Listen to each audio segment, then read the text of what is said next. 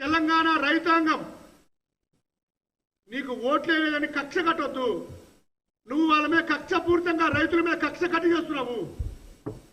రైతులు కాని వ్యక్తులు రెచ్చగొట్టి రైతులు కాని వ్యక్తుల్ని కలెక్టర్ల మీద దాడి చేపించి ఒక విధ్వంసాన్ని సృష్టిస్తున్నావు. విధ్వంసాన్ని సృష్టించడానికి పథక రచన చేశావు. ఈ లగచెర్ల సంఘటనలో ప్రథమ ముద్దాయి నీవే. దీనికి పూర్తి బాధ్యత నువ్వు నీ కుటుంబమే తీసుకోవాలి. నువ్వు రాత్రిపూట పథక రచన చేసి సామాన్యుల్ని రెచ్చగొట్టి భూములు లేని రైతులను అక్కడ పంపించి అధికారుల మీద దాడి చేసేంత తెగించావంటే ఎంత దుర్మార్గమైన ఆలోచన చేస్తున్నావు. ఈ రాష్ట్రాన్ని ఏం చేయదలుచుకున్నావు?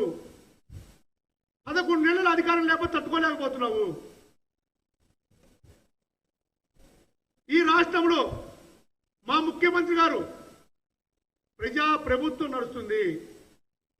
మేము చాలా స్పష్టంగా అన్ని వర్గాల్ని భాగస్వాములు చేస్తున్నాము. మీలాగా మేము పరిపాలించట్లేదు. మీకు స్పష్టంగా మళ్ళీ చెప్తున్నాము.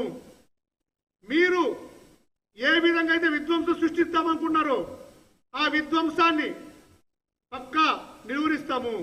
మీరు అధికారుల మీద దాడి చేసి ఒక కలెక్టర్ని, ఒక జాయింట్ కలెక్టర్ని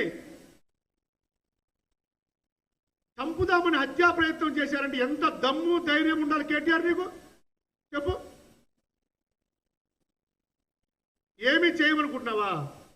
ఏమి కాదనుకుంటున్నావా? ఇంకా నేను జైలుకి పోతా, పంపి చూస్తా. ఎస్ బరాబర్ మా సురేష్ కొట్టాడు, సిగ్గులేదా నీకు ఆ మాట చెప్పడానికి? తప్పు అని ఖండించాలి. నువ్వు ఒక రాజకీయ వ్యవస్థలో ఉన్నావు, ఒక రాజకీయ నాయకుల్లో ఉన్నావు. 10 సంవత్సరాలు ఈ రాష్ట్రాన్ని పరిపాలించావు. నీకు ఆ అధికారం వచ్చింది అంటే నీ ఒక్కడి కుటుంబంతో కాదు, తెలంగాణ ప్రజలందరూ కలిపి తెలంగాణ ఉద్యమంలో పోరాటం చేశావు. తెలంగాణ వచ్చింది కాబట్టి నువ్వు ముఖ్యమంత్రి అయ్యావు. నీ అయ్య ముఖ్యమంత్రి అయ్యాడు, నువ్వు మంత్రి అయ్యావు.